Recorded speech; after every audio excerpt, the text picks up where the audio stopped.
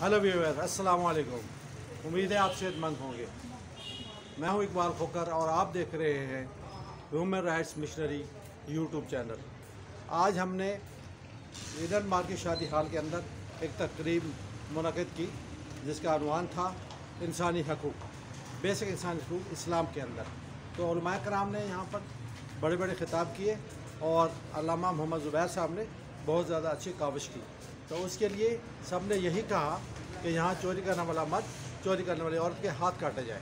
पाकिस्तान मुस्लिम रियासत है और इस रियासत के अंदर वो सज़ाएं नाफिज हों जो कुरान के अंदर लिखी हुई हैं। और जैसे जानी मर्द जानी औरत को जुर्म साबित होने पर 100 कोड़े मर्द को 100 कोड़े औरत को लगाया जाए और बदकारों को संसार किया जाए।